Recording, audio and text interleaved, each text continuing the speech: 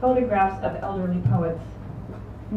What strange old children, the beard-frosted men, the women in their windy hair, reprobate elders with parabolic ears and mouths like tunnels. Their skulls swell under stretched and spotted skin, word eaters, collectors of small poisons. Their days and their poems are numbered. They gaze past us, awed-eyed, alive in the floating world, even as death stands behind them, filling the empty spaces in the photographs with raw-boned light.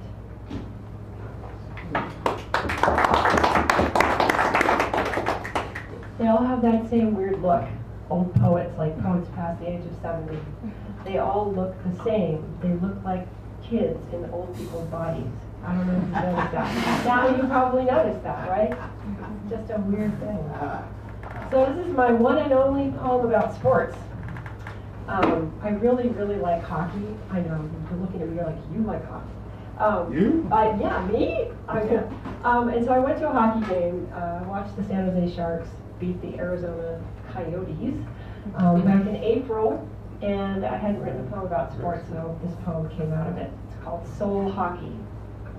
Behind home bench, I see the young men raise their sticks. I wince. Are their mothers watching? Because I am. I can't pull my eyes from the goalie's knees, whacking air like pinball flippers. Next to the arena, a woman waits for the end of the game, her belongings arranged on the sidewalk like hopeless furniture. If the home team wins, her cup that says, "Please help," might hold enough to buy a meal. The tipsy crowd crosses the street, happy, loud, hands skating in the air, stumbling through her muddled piles, clothing here, sleeping bag there. This time of year, the street should be sodden, but this sold-out night is dry, and my heart skids like a slippery disc across white ice.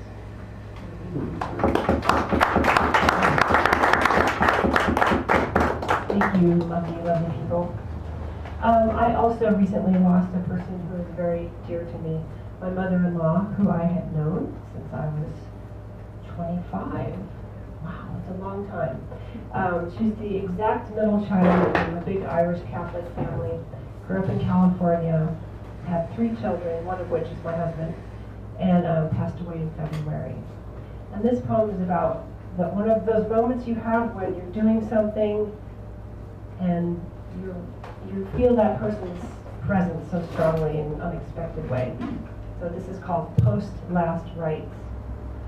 I wake the compost from its slumber, break and pierce it with my shovel. It steams at me, releasing scents of last year's rain. I pull the pile apart, press my hand into the living warmth, drop chopped stems and petals of funeral flowers into last year's salads, green beans, corn cobs, newspaper headlines. I work the shovel corner to corner, move dry edges to the center, cover the flowers in soft, damp layers. All of a sudden, a shimmer of flies, fragile wings catching the sun.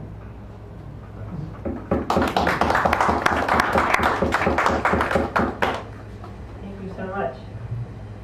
Where I live in Los Gatos, there is one remaining orchard. You have seen this orchard, right? Okay. It is surrounded by freeways on 2 sides and busy streets on the other 2 sides. This one remaining orchard is still a functioning walnut orchard, but it has been sold to developers. And it is the never-ending theme of many heated town council meetings about how this is going to be developed, and nobody wants it to be developed, and anyway, it's really sad. But the good thing is that it still hasn't been developed because people are still arguing about it, so I hope they argue forever and never figure out what to do with it. Because every year these wild hollyhocks grow right on the edges of the freeway, so if you're driving by with your car, they kind of bump into your car. It's like thump, thump, thump, thump. You know, you're going to get hit by these hollyhocks. So I wrote a poem about that. black hollyhocks in the old orchard. They look so impossibly dark, as if they had absorbed all of the colors of other flowers, purple black like the sheen of oil in the sun, the color of blood before it wells up. The air around them is charged, electric. If I crushed the blossom in my fist, what obscure place in me would open its eyes? This is the flower to hold aloft when riding into battle. This is the flower to place on a soldier's grave.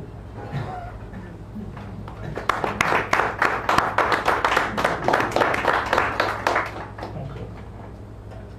This is called encontrado, which is the Spanish word for found. I have never learned to wander, to trust in grass and stars and mouthfuls of air. If I ramble without keys or shoes, I might meet my ghosts, who always seem friendly at first. No drifting aloud, no matter the delicious temptation of the vanishing point. I'd rather hit a sign than turn an unnamed corner, regardless of its lonesome beauty. And so I study maps of the world, avoiding shady groves hung with moss, or streets tense with empty cars, or large bodies of water. When lost, they say, keep to one spot, don't meander. That's how you found me, a map of the spirits stuffed in my back pocket. All I had to do was stay put.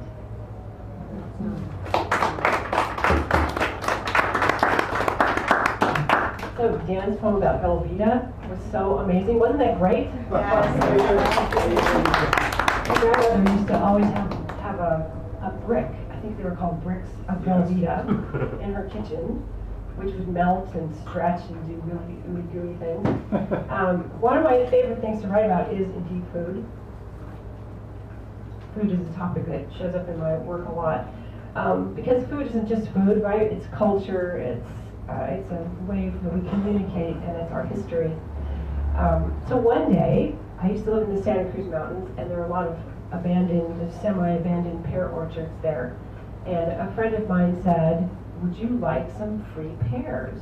And the word free is a very attractive word to me. So I said, sure, how many do you have? And she said, as many as you can take. So I came with my shopping bags, and somehow or another I managed to take home 100 pounds, exactly, because I weighed them when I got home. So I said, oh my God, what am I going to do with 100 pounds of pears? They're all going right this second. So I dragged out my old canner, my Miro canner, and I read about how to do it without killing yourself with botulism, and I canned 100 pounds of pears. But I also got this poem out of it, so it was a worthwhile thing to do. I still have some of those pears, if you guys want to eat. So this is called Afternoon in the Shape of a Pear. 100 pounds on the kitchen counter, shoulder to shoulder, like sweet, lumpy trolls. I touch each one, feel hidden seeds moving, and the hairy tickle of the blossom ends. Something so bland takes sharpness well. Blue cheese, the paring knife. Perishable flesh, glowing like pearl, leaves sugary grains under my fingernails. In its lopsided heart, a lute-shaped crater hides the worm, who, though blind, knows the importance of being first.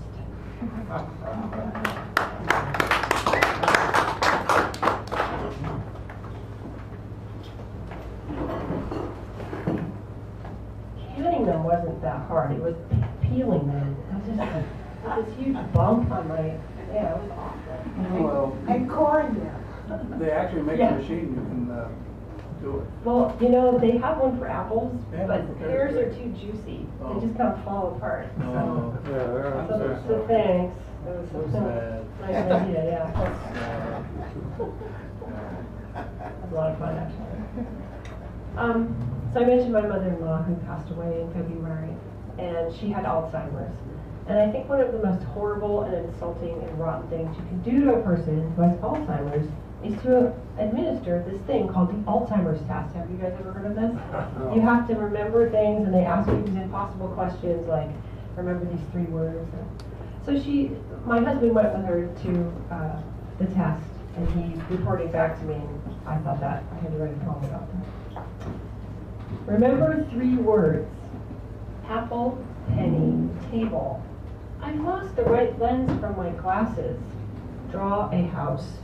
We lived across the street from the library. I got my library card when I was 5. What time is it? I could check out as many books as I wanted, and God knows I wanted more than I could carry. What month is it? I crossed the street holding hands with my sister, came home after 2 years at Holy Names, got married at 19. Count aloud backwards from 20 to 1. 2 teenagers and a baby in diapers. Jim Beam was my best friend. Burned all of my diaries. Say the months of the year in reverse order. A 12-year-old boy killed my brother. He was 19.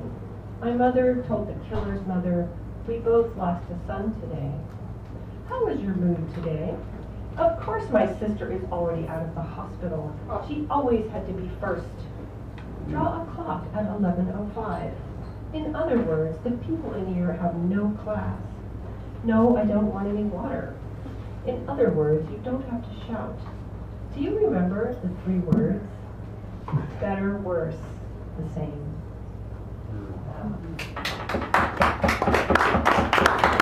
Kind of a song as well. These little pieces of conversations I remember from speaking over the years with my grandmother. My mother-in-law. This is a poem called Telegenic, and it was written in response to what happened in Gaza last summer, the 51-day war. Telegenic. The bones of a child's foot, a family's shoes arranged by size, smallest first. I write a poem for a man named Mark. He sits on the street and weeps. He's seen the shoes, seen them filling up with blood. This summer grinds on. We congratulate ourselves as if we didn't know one piece of land is worth more than another. One child's life is worth more than another's. Death is telegenic, and dead children most of all. Explosions branch through the ear and jaw, but quiet, please. This game requires the world's silence. Mark rakes the little bones together, collects the shoes in heaps all over the city. At night when they burn, the fires smoke and sputter and then go out, smallest first.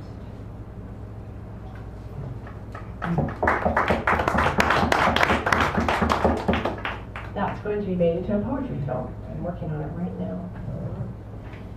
So here's another food poem. This is kind of a food/love poem to my husband, who's always getting me to try new things. Try this, try this. What, does it taste good? No, try it. Okay. Yellow curry and peas. Later, you offered me raw fish, a wild aroma tamed in rounds of white rice. And later still, I watched you inhale the fragrance behind our baby's ear, like an addict going for a fix. How did it start? Yellow curry and peas, the back breath of garlicky kisses, sugar crystals in the sheets, earlobes soft as cake, the armpit in its innocence, ready for the day. We suffer well now, my cheek in the crease of your neck, nose against your throat, where your scent arranges and rearranges me.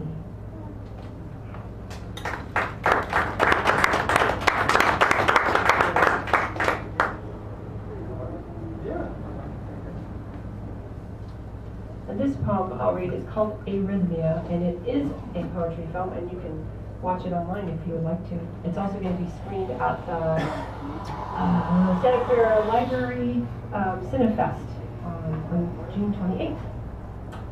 Arrhythmia. No doctor can explain the irregular cavorting pulse of my son's heart, its refusal to beat like other hearts. It writes in spikes of code, rolling across graph paper, telling us about the lion and the lamb that live in his chest. And so he carries the mystery of his heart like a visitor from the future, where people understand its offbeat rhythm, a heart ahead of its time.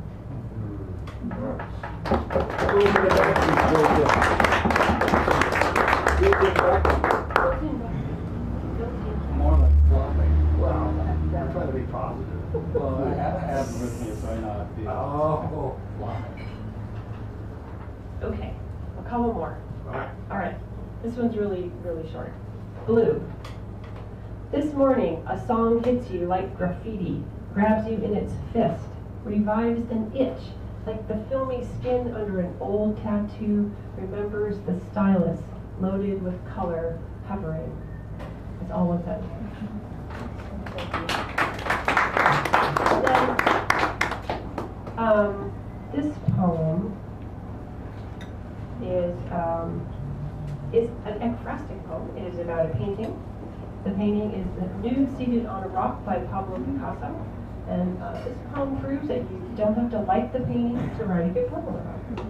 Well, at least I think it's a good poem. Nude Seated on a Rock by Pablo Picasso. Imagine a woman made of bread. Her toes are the leftover rolls of dough my mother made when we hung around the kitchen on baking day. Her calves are croissants with a delicate flaky crust and buttery air trapped in warm layers. Her thighs are loaves fresh from the oven, hot and firm on the outside, inside soft and white. Her arms cross over her knees into a braid, brushed with beaten egg, the special loaf we eat to celebrate the renewal of life.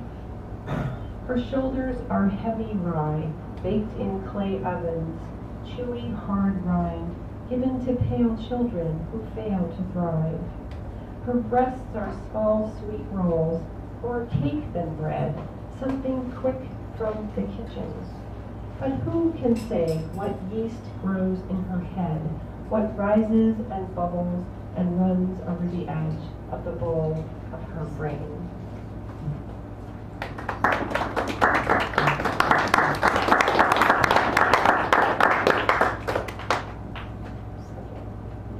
One last? What? One more? Yeah, Hey, you're supposed to be the one check the time. I know. You broke all I the know. rules. I have my device. I think I have time for one more. So one more. I've been watching that. See, Box. she I was broke the saying rule. that you were taking care of it, You're gonna, you just so I could take the time off and just daydream while the poetry was happening. Oh. Are you doing So, back and forth this, contact? so I'll leave you with this last poem. All right. It's about the little creatures that used to accompany me when I lived in the Santa Cruz Mountains. They were kind of everywhere. This is called, oh, and then one day one snuck into my car. Driving barefoot with the banana slug. I can only imagine its surprise equals mine when I depressed the clutch pedal. Protective mucus touched my skin. I questioned my habit of driving barefoot. Time developed its own viscosity. The banana slug, a mollusk with a toothy foot, flows boneless across the forest floor, attracting a mate with pheromone-laced love trails. That same oily residue tucked into the arch of my foot. I drove on, caught in the gunk of love and damage. The slug warming against me, its delicate lung crushed between my foot and the clutch. Finally, I pulled over, soft yellow lump. I pried it loose, and though I scrubbed and scrubbed, the slime on the car mat stayed for months. Thank you very much.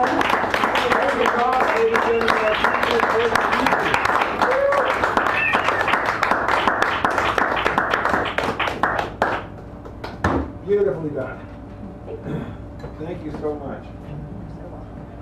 And now, as tradition has it, we're going to take a brief break. A brief break. I'll stop that. We're going to take a brief break, ladies and gentlemen. We'll be right back to you in less than 10 minutes.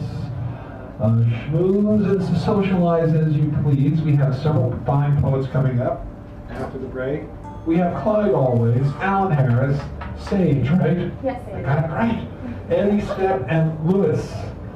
who's going to be on mini pizza, probably the pincher closer, super duper bulldozer, but we have to arrange something to make sure in case something's going on here that I'm just finding out about that now, so we're going to take care of you. Don't worry, everything will be fine. So there you go, ladies and gentlemen, 10 minutes. Clap your hands if you like yourself, jump into the circle, and watch out for those triangles.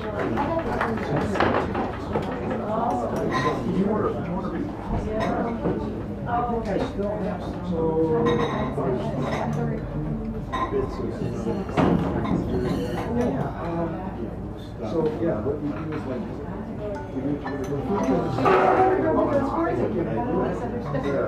this guy our future was what? Yeah, we never say that.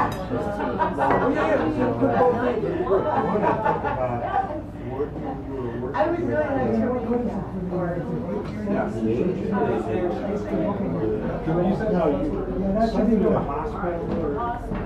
hospice, that was it. So you having any fun yet? This is always fun. I worry about it, you never have any.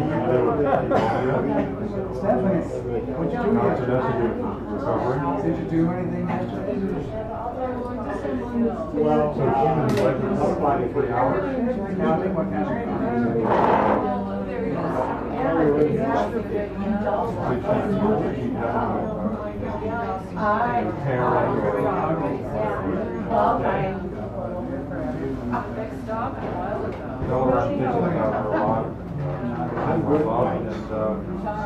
I was a little guy. How did he read his first song? Oh, that's a very lovely, very good stuff. You know, my God, flash of blood. This is my friend Nancy.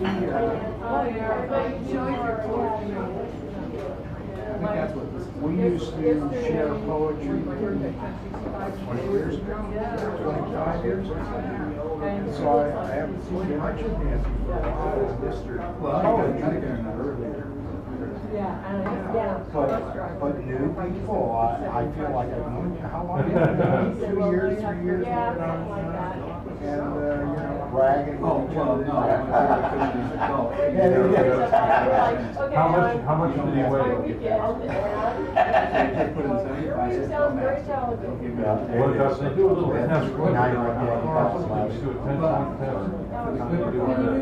I work on Southern High, and it's the Grand Hotel.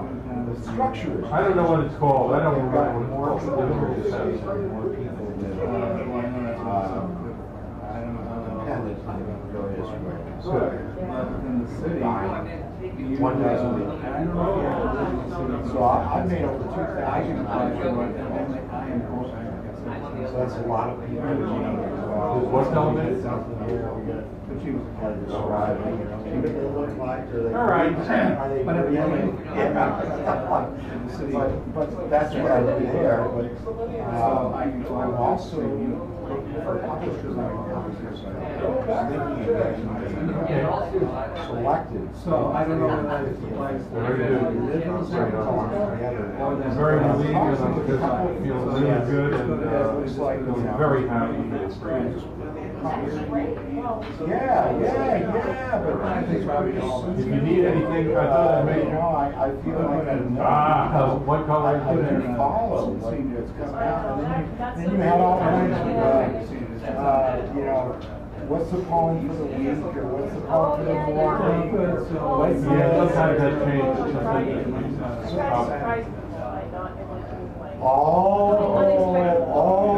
Maybe I'll make you a pizza today or tomorrow. Okay. Okay, you got it. All right.